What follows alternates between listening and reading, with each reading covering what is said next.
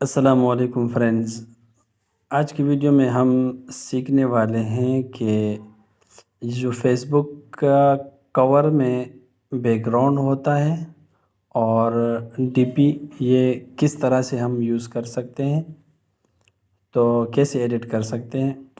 उसके लिए हमारे को एक तस्वीर चाहिए होगा। सबसे पहले हमारे को फेसबुक कवर के साइज़ को देखना है। विड्थ को हम 1400 रखेंगे और हाइट को 788। ठीक है, ये बिल्कुल परफेक्ट विड्थ है और साइज़ है। तो सबसे पहले हमारे को एक डीपी लेनी है, उसके बाद इसका डुप्लिकेट लेयर बना देना है। नीचे वाले को हम अगर इसको बैकग्राउंड को हम देखो, एक तरीका ये है इसका कि हम इस पर क्लिक करके इसको यूँ जूम करें, यूँ बढ़ा दें इतना, और फिर इसके बाद इस पर क्लिक करके कुछ इस तरह कर दें। ठीक है, तो एक तरीका तो ये हुआ। अब इसके बाद हम इसको इफेक्ट्स में जाकर ब्लर कर दें सिंपल से। ठीक है, ये एक बैकग्राउंड का तरीका एक ये हुआ। दूसरा तरीका ये है कि हम इसको डिलीट करके इसका डुप्लिकेट लेयर बनाया और फिर इसके बाद हम इसको ऐसे ही बड़ा करके और फिर इसका जो खूबसूरत पार्ट होगा उसको हम बिल्कुल सामने लाकर इस तरह काट दें और फिर उसके बाद हम हल्का सा ब्लर डाल दें, जैसे कि इतना।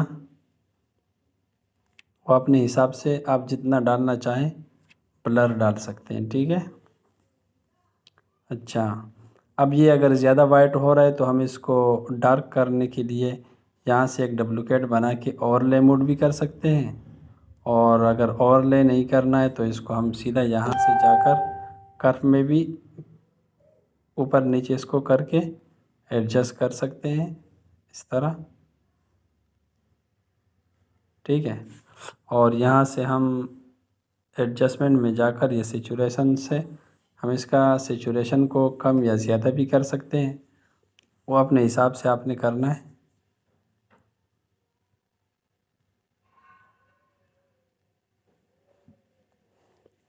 तो अब इसके अंदर हम हल्का सा ब्लर डाल देंगे, मैं इतना ब्लर डालूँगा। अच्छा, इसके बाद अब बारी आती है, हाँ, और एक बैकग्राउंड और है, वो मैं आपको बाद में बताता हूँ। अब तस्वीर पर आना है और इसको हमने यहाँ से फ्लिप एक्स जो है इससे इसका एंगल चेंज कर देना है। फ्लिप वाई से ये ऊपर नीचे होता है और फ्लिप एक्स से एंगल चेंज होता है, तो हम इसका एंगल इस तरह रख देंगे। अब देखो, ये जो पार्ट है ना, ये पार्ट में इसका कंधा कटा हुआ है, क्रॉप हुआ है ना। तो अब अगर हम इसको इसका बैकग्राउंड रिमूव करके लगाएंगे तो यहाँ से, क्योंकि इसका कंधा पूरा नहीं है, तो ये बुरा लगेगा।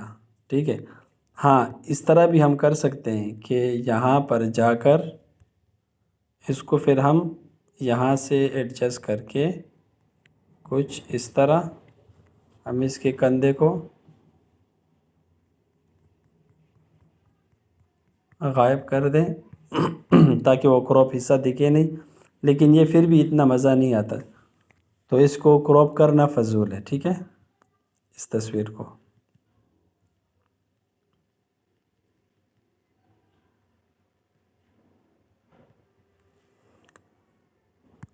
को क्रॉप करना फजूल है। तो फिर हम इसके साथ क्या करेंगे, इसको हमने क्रॉप नहीं करना है, बल्कि इसको पूरा तस्वीर लगाना है। लेकिन पूरा तस्वीर वो लगता है जब दोनों साइड से क्रॉप हुआ हो। ठीक है, उसका बैकग्राउंड हम चेंज नहीं करें, वो बैकग्राउंड रिमूव नहीं करेंगे।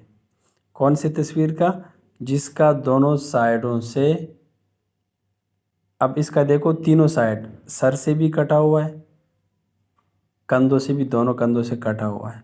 अब अगर हम इसको क्रॉप करेंगे तो इसका तकरीबन ये हिस्सा क्रॉप होगा, ये थोड़ा सा ये हिस्सा क्रॉप होगा,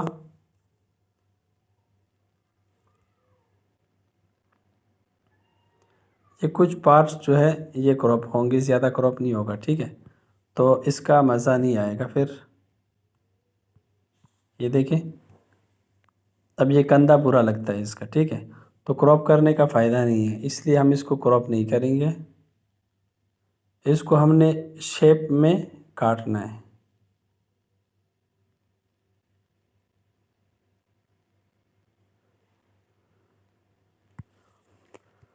अब इसको शेप देना है। शेप दो किस्म के हैं, एक है ये वाला गोल कि हम इसको इस तरह काटें। अब अगर तस्वीर चौरस है, बिल्कुल चौरस, तो उसको हम बिल्कुल ये वाला गोल शेप देंगे। अगर तस्वीर इस तरह ये जो लॉन्ग हुआ है, ये लॉन्ग तस्वीर है, तो इसको हम फिर इस तरह से लॉन्ग शेप देंगे, कुछ इस तरह, सॉरी, कुछ इस तरह। इसके अंदर हम एम्प्टी लेयर बनाएंगे और फिर इसके अंदर ये कलर भर देंगे। फिर यहाँ से ओपेसिटी को हम कम कर देंगे और यहाँ एंड वाले ऑप्शन पर जाकर ट्रांसफॉर्म पर जाएंगे। उसके बाद इसको अच्छे से परफेक्ट तरीके से सेलेक्ट कर देंगे इस तरह, और फिर यहाँ से सेलेक्ट पिक्सल कर देंगे, तस्वीर पर आकर यहाँ से एक्सट्रैक्ट, ठीक है। और यहाँ ऊपर वाले शेप को हम डिलीट कर देंगे, इसको उठा लिया। इस तरह काट सकते हैं। अब और एक है कि इसको हम चौरस रखें, जिस तरह चौरस है इसी तरह रखें, इसको इस तरह रख दें। एक ये तरीका है, ठीक है। और फिर इसको हम थोड़ा सा खूबसूरत दिखने के लिए अब ऊपर वाले को छोड़ के दूसरे नीचे वाले को सेलेक्ट करके यहाँ से हम इसको थोड़ा सा टेढ़ा कर दें। फिर तीसरे पे आके इसको और टेढ़ा कर दें, इतना। अब सबसे नीचे वाले को इसको हम यहाँ एडजस्टमेंट में जाकर सेचुरेशन से इसका सेचुरेशन ऑफ कर देंगे, ठीक है। फिर दूसरे में आकर हम इसका सेचुरेशन को बढ़ा देंगे इतना, और फिर इसका कलर हम कोई और रख देंगे, जिस तरह के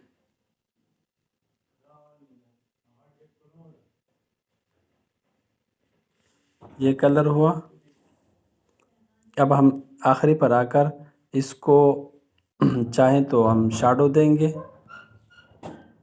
जितना आपने देना है, फिर दूसरे पर शैडो, तीसरे पर शैडो। तो अब कुछ अच्छा लग रहा है। उसके बाद चाहें तो इसको आप बेवल भी दे सकते हैं,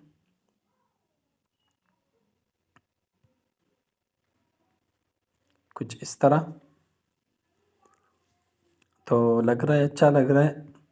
इसके बाद बैकग्राउंड को भी चाहें तो बेवल दे सकते हैं। अब देखो, इन सब को हमने कट कर देना है,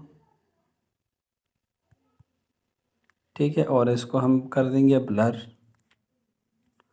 इस तरह। और अब हमने कोई ऐसी तस्वीर लेनी है जो साइडों से क्रॉप नहीं हुआ हो।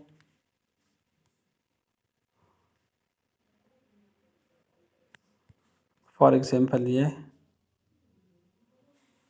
ले लो। तो अब ये साइडों से क्रॉप नहीं हुआ है, ठीक है। तो इसको हम इस तरह चेंज कर देंगे स्टाइल को, और फिर इसके बाद हम इसका डुप्लिकेट लेयर बना देंगे और इसको यहाँ से यहाँ लाएंगे और फिर यहाँ से लॉग एक्सपेक्टिव रेशियो पर जाकर यहाँ से कुछ इतना कर देंगे और इस पर ब्लर डाल देंगे इतना। ठीक है, अब इतना हो जाने के बाद हम इसको सेव कर देंगे।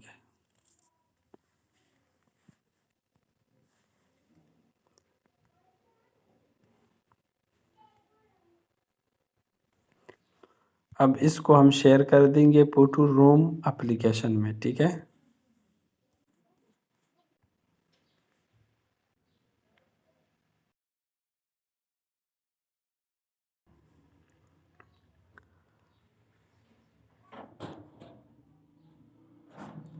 अब यहाँ पर ये तस्वीरें ओपन हो जाए, फिर इसके बाद हम इसको वाइट में सेलेक्ट कर देंगे। इसके बाद बैकग्राउंड, एआई बैकग्राउंड,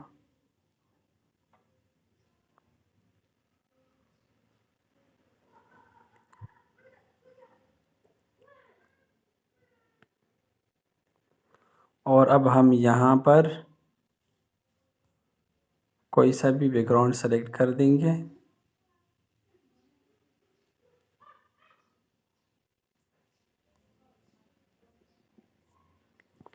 मैं यहाँ पर सर्च करता हूँ।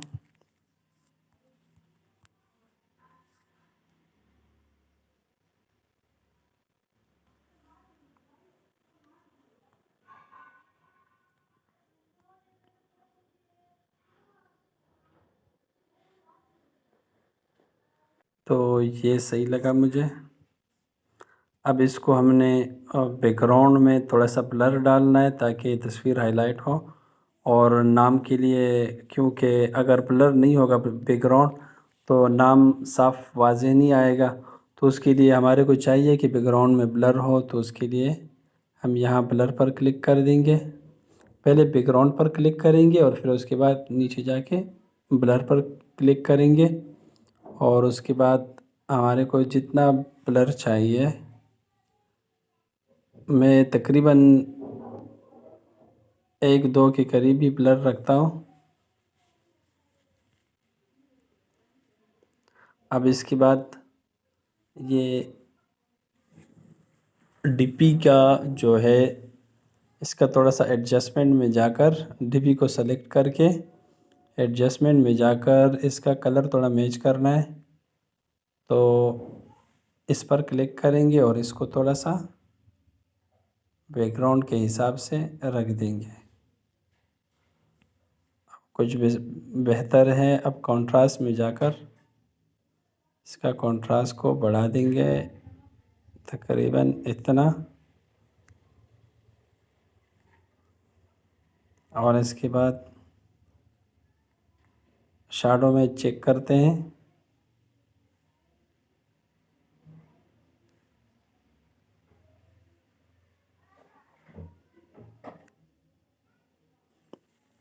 इतना बहुत है।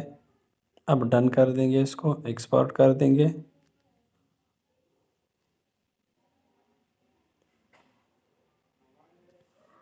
सेव टू गैलरी, डन, ये हो गया। अब हम वापस से इसमें आएंगे और यहाँ से हम वो तस्वीर ऐड कर देंगे।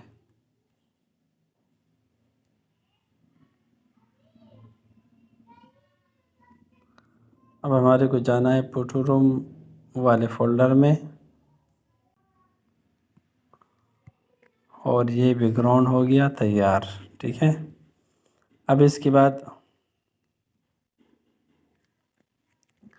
हमारे को एमपीटी लेयर चाहिए और इसको सेलेक्ट करके एमपीटी लेयर पर आकर यहाँ से स्ट्रोक डालना है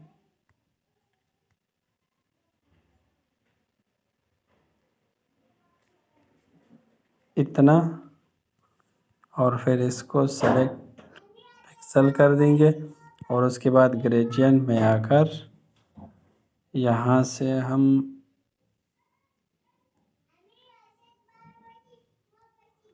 ग्रेडियंट कलर डाल के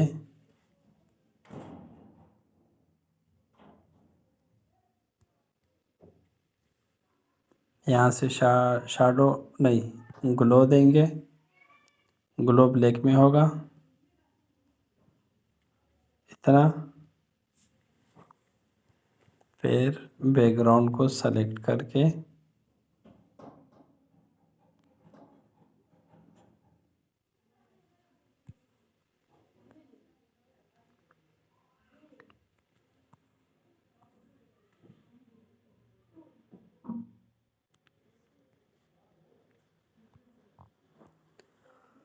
तो ये रहा फेसबुक कवर का बैकग्राउंड। बस अगर साइड से क्रॉप हुआ हो यहाँ से या फिर इस तरफ से, तो दोनों साइड से अगर क्रॉप हो तो आपने शेप लगाने, ठीक है। और शेप आप कोई सा भी लगा सकते हैं, जैसे कि यहाँ से भी आप कोई सा शेप ले सकते हैं। शेप का तरीका मैंने आपको बता दिया। उसका जो ओपेसिटी है उसको कम करके तस्वीर के ऊपर लाना है, एडजस्ट करके उसके बाद शेप को सेलेक्ट पिक्सल कर देंगे और तस्वीर पर एक्सट्रैक्ट कर देंगे, ठीक है। यहाँ से आप कोई सा भी शेप ले सकते हैं, जो शेप आपको अच्छा लगे, आपकी तस्वीर के हिसाब से जो सही आए वो शेप आप ले सकते हैं। नहीं तो आप ख़ुद भी शेप बना सकते हैं, और अगर नहीं तो आप पिंटरेस्ट पर जाकर शेप सर्च भी कर सकते हैं।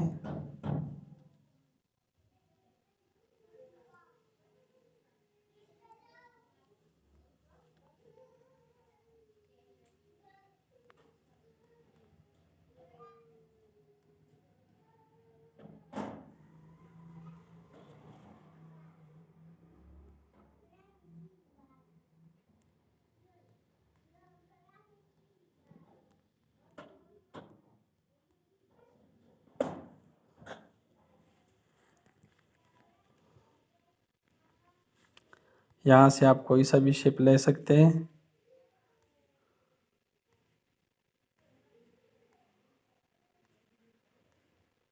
ये हेल्थ वाला भी ले सकते हैं, कोई सा भी ले सकते हैं।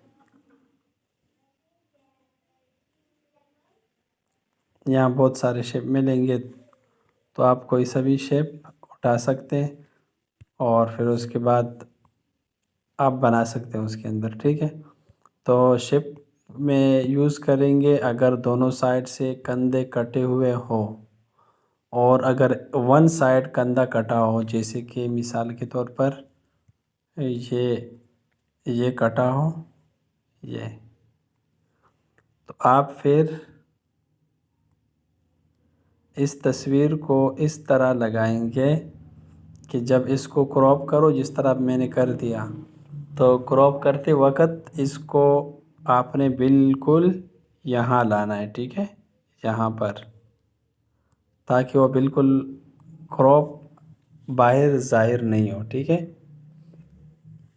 इस तरह से आपने लगा के फिर उसके बाद इसको फोटो रूम एप्लीकेशन में क्रॉप कर देना है, और वहाँ से आप अपने हिसाब से कोई सा भी बैकग्राउंड लगा सकते हैं। उम्मीद है ये वीडियो आपको पसंद आई होगी। Thanks for watching.